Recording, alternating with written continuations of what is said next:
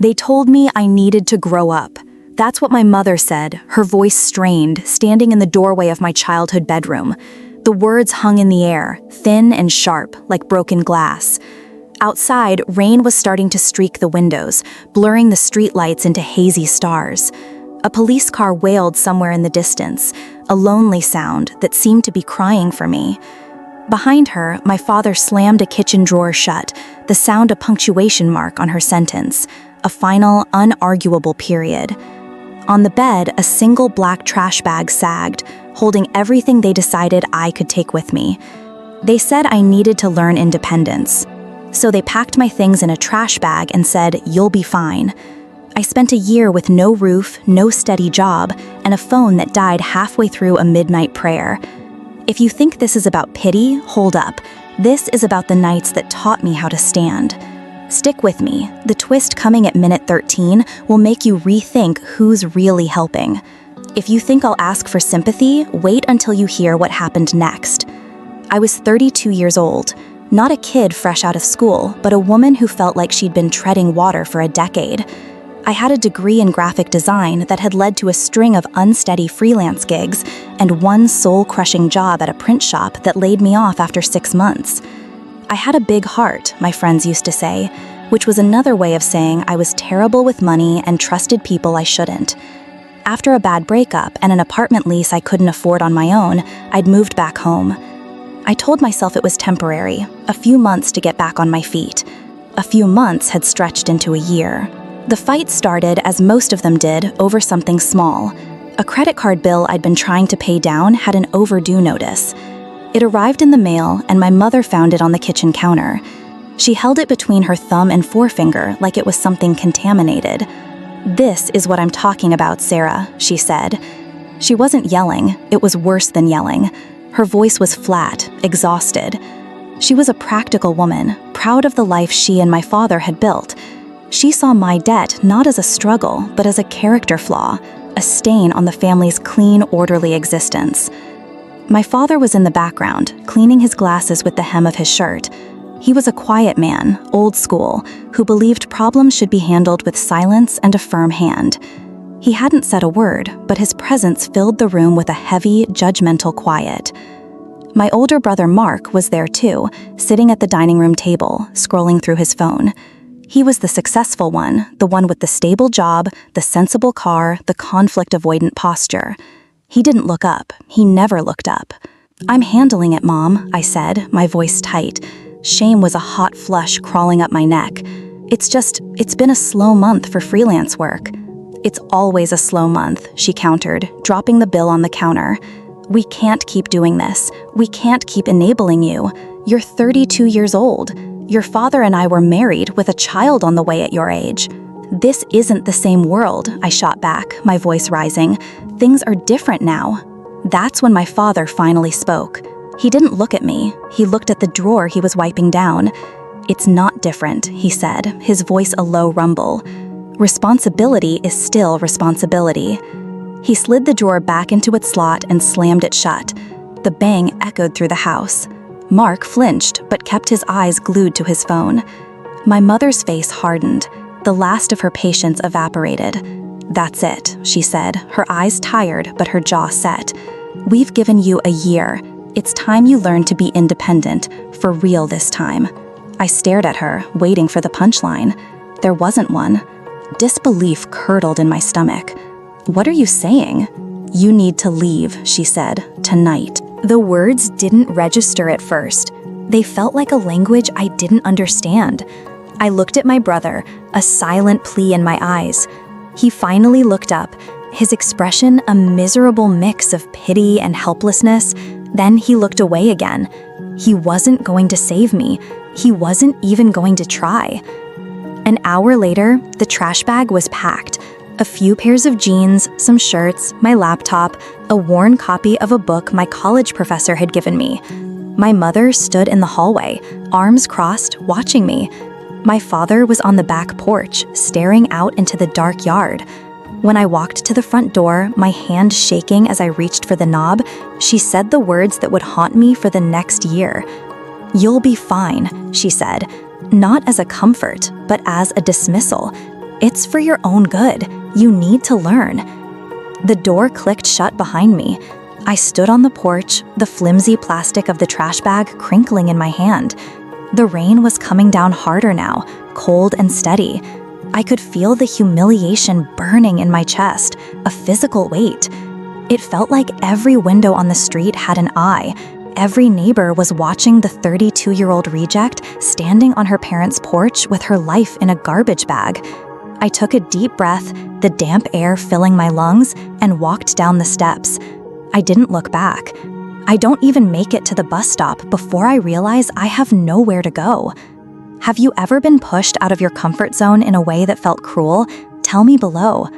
The bus stop was a small, 3-sided glass shelter that offered no real protection from the wind-driven rain.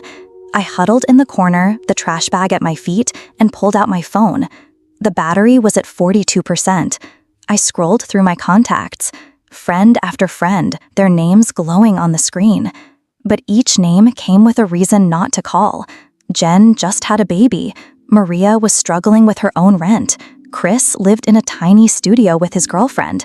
Calling them would just be moving my burden from one set of shoulders to another.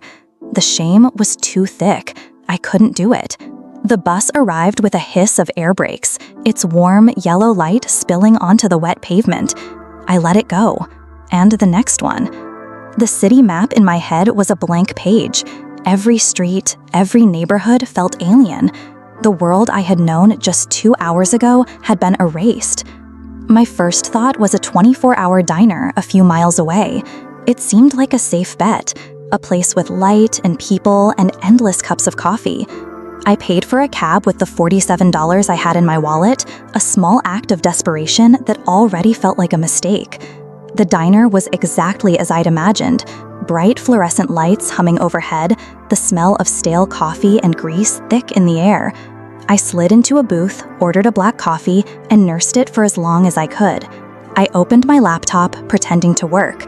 The Wi-Fi was free, but my brain was static. I just stared at the screen, the cursor blinking patiently on a blank document. An hour passed, then 2. The waitress, a woman with a weary face and a name tag that read Brenda, refilled my cup once without a word. The second time, she stopped, her hip cocked. "You gonna order something else, hun?" she asked, her voice not unkind but firm. "We got a policy, no loitering." My face burned. "Right, sorry." I fumbled in my wallet, leaving a few dollars on the table, more than the coffee was worth. I grabbed my bag and walked back out into the night. The rain had softened to a miserable drizzle. My next stop was a park bench across the street. The wood was damp and cold, seeping through my jeans instantly. I sat there, pulling my hoodie tight around my face, trying to look like I was just waiting for someone. The city was a different beast at night. The hum of traffic was louder, the shadows deeper. Every passing car felt like a threat. My teeth started to chatter, a deep, uncontrollable shiver that started in my bones. I counted the coins in my pocket. $4.62. Enough for another coffee somewhere else, but the thought of facing another Brenda was too much.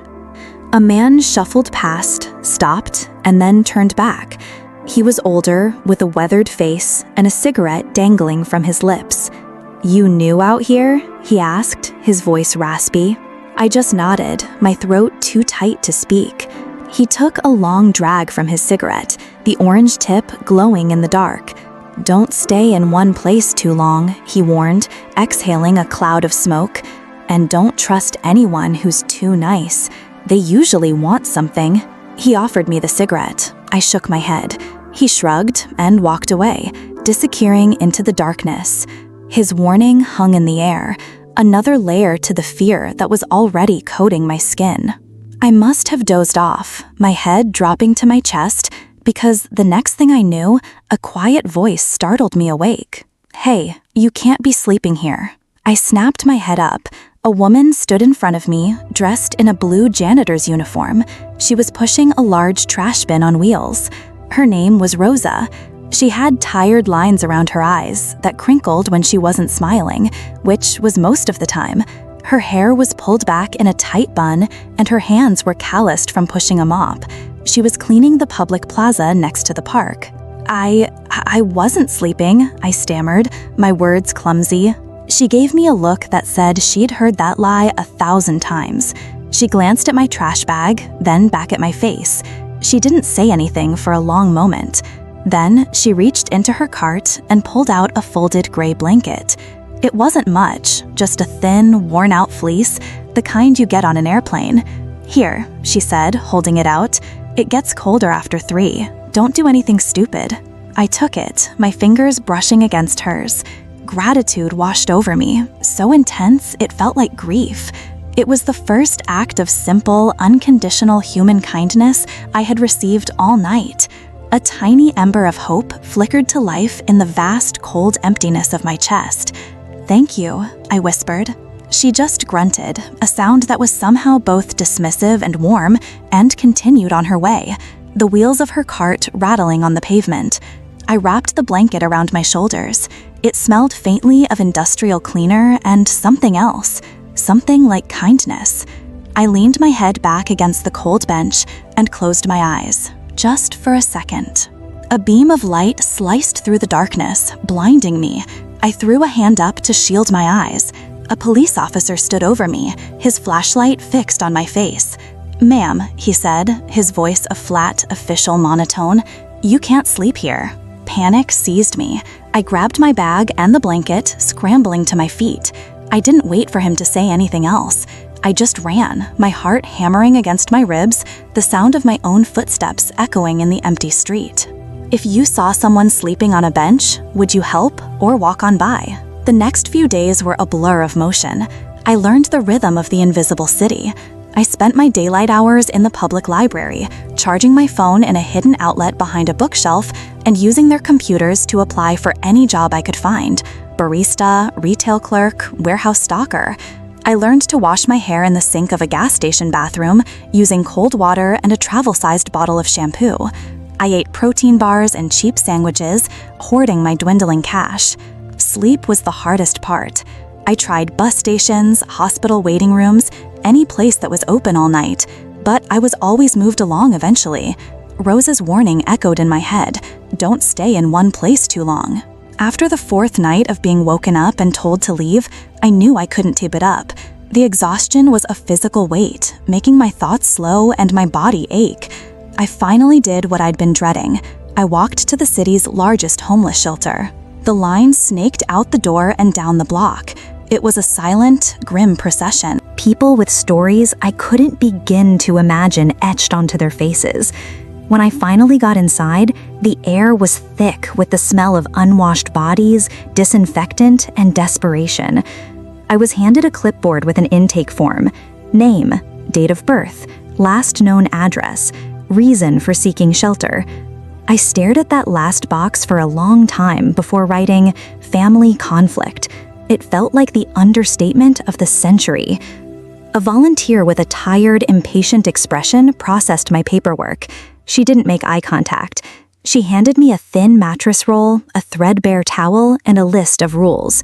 Curfew at 9 p.m., lights out at 10 p.m., wake up at 6 a.m., you get 1 locker, but the shelter isn't responsible for lost or stolen items.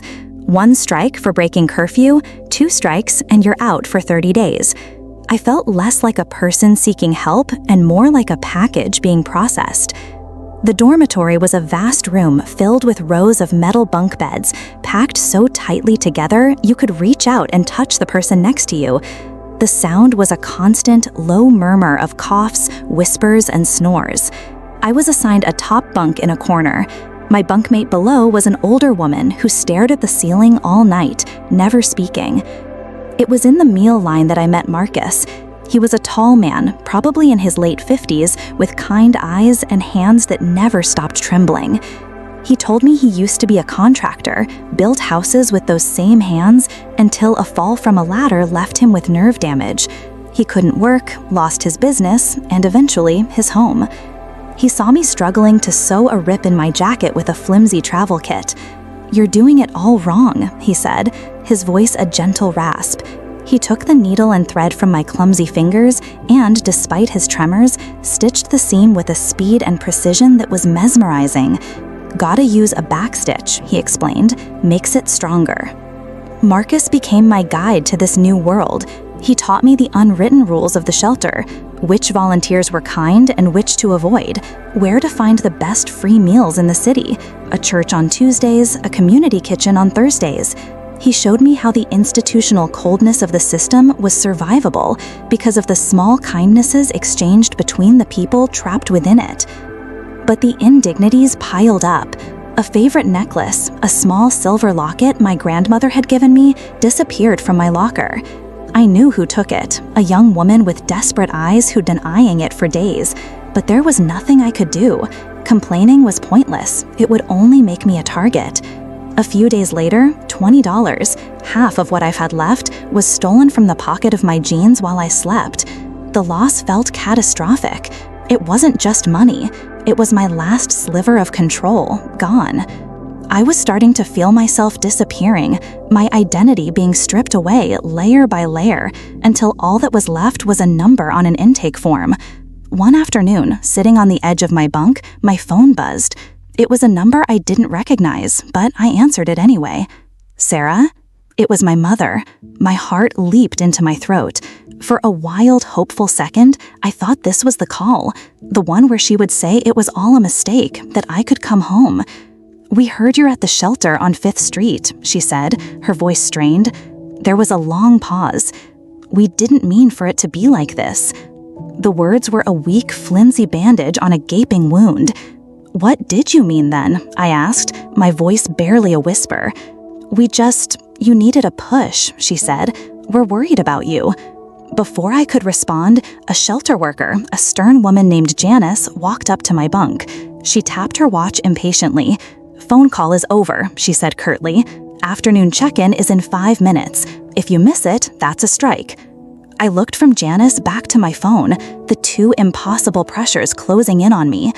"I have to go," I told my mother, my voice flat. Hung up before she could say another word. The hope that had flared up just moments before died, leaving behind a bitter, cold ash. I was a name on a list here, a problem to be managed. And to my own mother, I was just a worry, a problem she had created and now didn't know how to solve. I had to get to check-in, or I'd lose the only roof I had. Marcus knew a guy who knew a guy. That's how it worked on the street. Your network was your lifeline. He'd heard about a foreman who hired day laborers for cash, loading and unloading trucks at a warehouse on the industrial side of town. No questions asked, no paperwork. Just show up at 5 a.m. and be ready to work. The next morning, I was there. The air was cold and smelled of diesel fumes. A group of men and a couple of other women stood huddled together, our breath pluming in the pre-dawn light. The foreman, a heavy-set man named Sal with a permanent scowl, walked out and looked us over like we were cattle. He pointed at me, Marcus, and 4 other guys. "You 6, let's go." The work was brutal, lifting heavy boxes, stacking pallets, my muscles screaming in protest. My hands, soft from years of keyboard work, were raw and blistered by noon. But there was something honest about it. The sweat, the ache, the simple satisfaction of a job physically done. At the end of the day, Sal peeled off a stack of bills and handed me $80 in cash. That $80 felt like a million. It tasted like freedom. For the first time in weeks, I had earned something. I wasn't taking a handout. I wasn't a charity case. I was a worker. Marcus and I went back every day that week. We fell into a rhythm. Waking up in the dark shelter, taking the early bus to the warehouse, working until our bodies felt like they were on fire, and then collecting our cash. In the evenings, we'd pool our money and buy a hot meal from a food truck, sitting on a curb and eating in silence. One night, I caught myself laughing, a real, genuine laugh at something Marcus said. The sound was so foreign it startled me. I hadn't realized how long it had been. That week, I made $400. I felt a surge of pride I hadn't felt in years. This was it. This was my way out. I could save up, get a room somewhere, piece my life back together one $80 day at a time. I was standing a little taller. The shame was still there, but it was quieter now, drowned out by the roar of determination. On Friday, we finished loading the last truck just as the sun was setting. We were all exhausted, but buzzing with the anticipation of getting paid. We lined up, and Sal started handing out the cash. When he got to me and Marcus, he handed us each a pile of crumpled bills. I counted it. $60. "Hey," I said, stepping forward. "This is wrong. It's supposed to be $80. Sal didn't even look at me. "Company's cutting back," he grunted. "Took it out of your pay. Said you two were working slow today." My jaw dropped. We had worked just as hard, if not harder, than anyone else. I looked at Marcus. His face was a mask of weary resignation. He had seen this before, but I hadn't. The injustice of it was a white-hot poker in my gut. That $20 wasn't just money. It was a hot meal. It was another day of survival. It was my hope. "That's not true," I said, my voice shaking with anger. "We did the work. You owe us." Sal took a step toward me, his shadow falling over me. He was twice my size. "You got a problem?" he said, his voice low and menacing. "Get off my property before I call the cops and tell them you're trespassing." The other workers looked away, shuffling their feet. No one was going to back me up. They needed their $60 more than they needed to stand up for us. Marcus put a hand on my arm. "Let it go, Sarah," he whispered. "It's not worth it." But it was worth it. It was everything. The betrayal cut deeper than the lost money. Sal hadn't just stolen from me. He had stolen my laughter, my hope, my hard-won flicker of pride. For a moment, I was tempted to just walk away, to swallow the bitterness and despair like I had swallowed everything else for the past month. But then I looked at Sal's smug face, and something inside me snapped. I wasn't going to run this time. I took a deep breath. "No," I said, my voice clear and steady. "I'm not leaving until you pay me what you owe me." I decided to confront the foreman, but as I took a step toward his office, he pulled out his phone and started dialing. He didn't even look at me. He just held the phone to his ear and said, "Yeah, police. I've got a couple of vagrants here causing trouble." When someone cheats you for survival money, do you fight back or fold? The next thing I knew, I was sitting in the back of a police car. They didn't arrest me, just detained me for creating a disturbance. Marcus had tried to intervene, to explain, but they told him to move along, or he'd be coming with me. Sal had told them we were harassing him for money. It was his word against ours, and his word came with a business address and a clean shirt. They let me go after a few hours, dropping me off in a part of town I didn't recognize. It was after midnight. I was left in a holding cell long enough for the cold to seep deep into my bones, a sterile, chemical cold that felt different from the damp chill of the streets. By the time they released me, I had missed the shelter's curfew. I couldn't go back. My phone was at 2% battery. I had one last call. I scrolled through my contacts, my thumb hovering over name after name. I finally landed on an old college friend, someone I hadn't spoken to in years, but who had always been kind. I used my last coin at a payphone. The holding cell had drained what little battery I had left, and dialed her number. It rang once, twice, 3 times, then went to voicemail. I didn't leave a message. I hung up the phone, the last click of the receiver feeling like a final door slamming shut. I was utterly, completely alone. I wandered the streets until I found myself on the steps of a large old church. The stone was cold and unforgiving. I sat down, pulling my knees to my chest, and the dam finally broke. A memory surfaced, unbidden. Me, age 10, crying over a scraped knee after falling off my bike. My mother had knelt down, wiped my tears, and said, "Keep your chin up, Sarah. It's just a little scrape. You're stronger than you think." The memory was so cruel, so disconnected from my reality, that a choked, hysterical laugh escaped my lips. I buried my face in my knees and wept. Not loud, dramatic sobs, but the silent, shoulder-shaking tears of someone who has nothing left. I had hit rock bottom, the hard, jagged, unforgiving floor of life. I don't know how long I sat there. The sky was beginning to soften from black to a deep indigo when the church doors opened. A man came out holding a broom. He was older, with a kind, weathered face and a peaceful aura about him. He stopped when he saw me. I braced myself for him to tell me to leave. Instead, he just said, "Rough night?" I nodded, unable to speak past the lump in my throat. "I'm Pastor Eli," he said.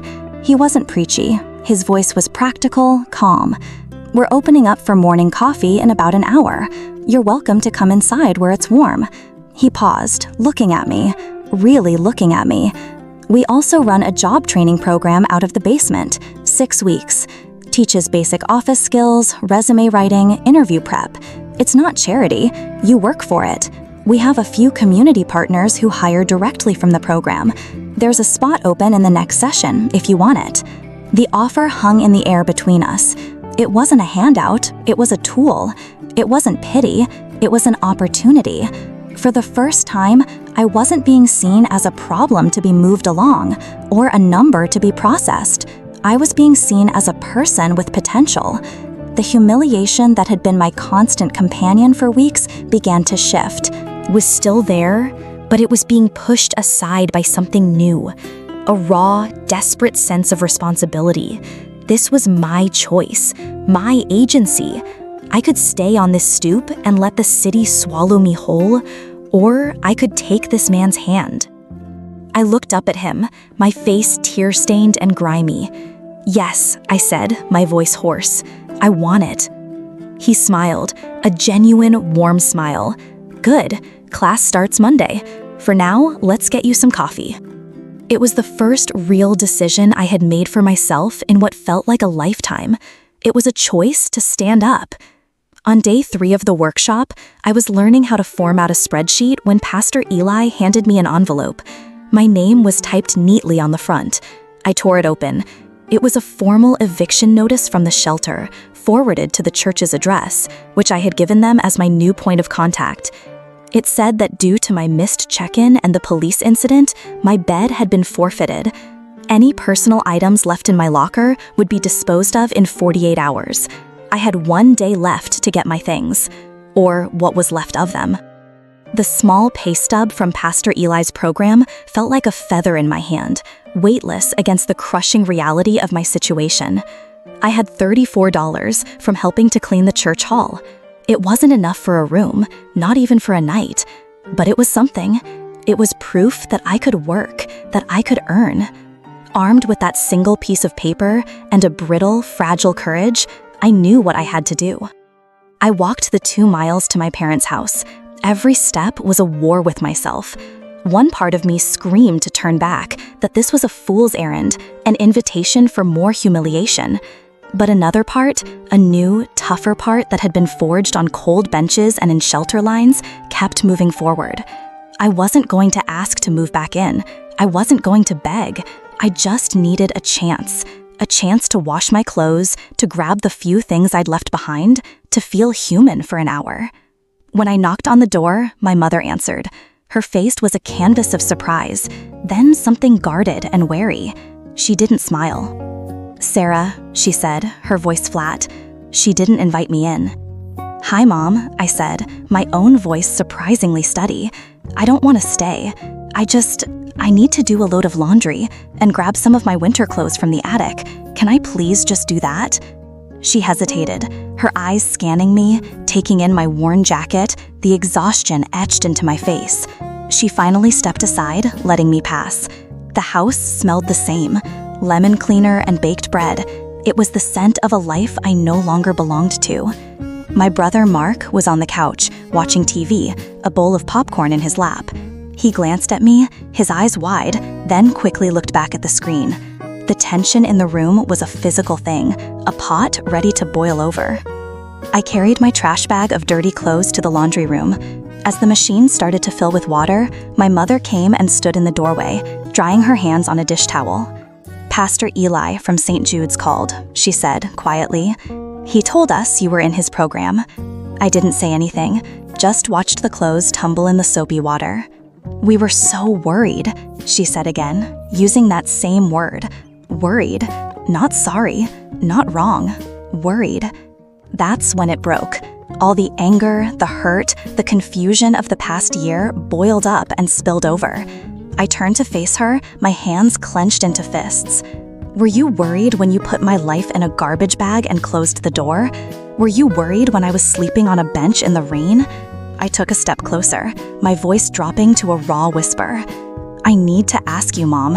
I need to know. Did you mean to ruin me? Was that the plan?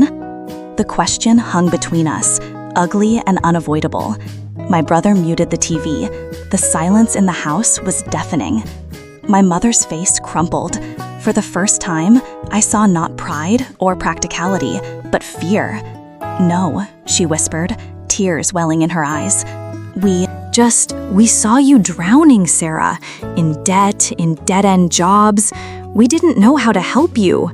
We thought if we took away the safety net, you would finally learn to fly. You didn't take away the net, Mom, I said, my voice breaking. You pushed me off the cliff. Suddenly, Mark spoke from the living room, his voice sharp with a resentment that had been simmering for years. I told you this was a bad idea, he snapped, looking at our mother. I told you she just needed help, not this. But I was too scared to stand up to you, to either of you. My father appeared in the doorway then, drawn by the commotion. He looked old and tired. He looked at me, and for the first time, I saw regret in his eyes. We made a mistake, he said, the words sounding rusty, like they hadn't been years. We handled it wrong. It wasn't a Hollywood reconciliation. It was messy and raw, a tangled knot of fear, regret, and misguided intentions. There were no hugs, no grand apologies, just the ugly, painful truth finally laid bare on the cold tile of the laundry room floor. After a long, heavy silence, my mother spoke again, wiping her eyes. We want to help, she said. Let us help you get an apartment. We can co-sign the lease, give you the security deposit. The offer was a lifeline. It was everything I needed. But as I looked at their faces, I saw the old patterns starting to form again. Help, but with control. A solution, but on their terms. We'll help, she repeated, her voice gaining strength, but on one condition. You have to quit that program at the church and come home. Just until you're settled. We can take care of you properly. The choice was laid out before me, stark and clear. Go back to being their dependent, their project, and get an apartment, or hold on to the one thing I had truly built for myself, this tiny, fragile sprout of independence, and risk losing everything. If your family offered help with strings attached, would you take it? I looked at my mother, at her hopeful, pleading face. I looked at my father's tired resignation and my brother's conflicted silence. For a moment, the warmth of the house, the smell of home, the promise of a real bed and a locked door was an almost irresistible siren song. It would be so easy to say yes, so easy to let them fix the problem they had created.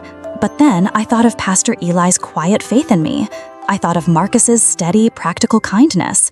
I thought of Rosa and her simple, life-saving blanket. They had offered help without demanding control. They had seen me not as a failure to be managed, but as a person worthy of dignity. The strength I had found wasn't in a bank account or a lease agreement. It was in the calloused hands that taught me to sew, the quiet voice that offered me coffee, the shared meal on a cold curb. That strength was mine. I had earned it. I wasn't giving it back.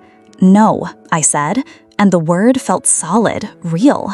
I'm not coming home, and I'm not quitting the program, but I will accept some help, a hybrid plan. They looked at me, confused. I laid it out, my voice clear, borrowing the practical tone I'd heard so often from my mother. I will finish Pastor Eli's program. I will get a job through them. I will find my own place. What I need from you, for now, is short-term help. The use of your washing machine once a week, a hot meal on Sundays, a place to store my winter clothes until I have a closet of my own. That's it. No money, no co-signing, just a little bit of grace while I get on my feet. My way. It was a negotiation, not a surrender. To my surprise, after a long, tense silence, my father nodded. "Okay," he said, "we can do that." The next few months were a careful dance. I finished the job training program at the top of my class. Pastor Eli connected me with a small marketing firm that needed a temp assistant. It wasn't my dream job, but it was a steady paycheck. It was a desk, a computer, and a nameplate that said Sarah. I saved every cent I could. I ate simple meals. I walked instead of taking the bus. Every Sunday, I went to my parents' house for dinner. The conversations were stilted at first, full of things unsaid. But slowly, a new, more honest dynamic began to form. We weren't parent and child anymore. We were three adults, cautiously navigating a new kind of relationship, one built on the rubble of the old one. One Sunday, while I was loading my clean laundry into a bag, Rosa showed up at the church with a container of hot stew for me.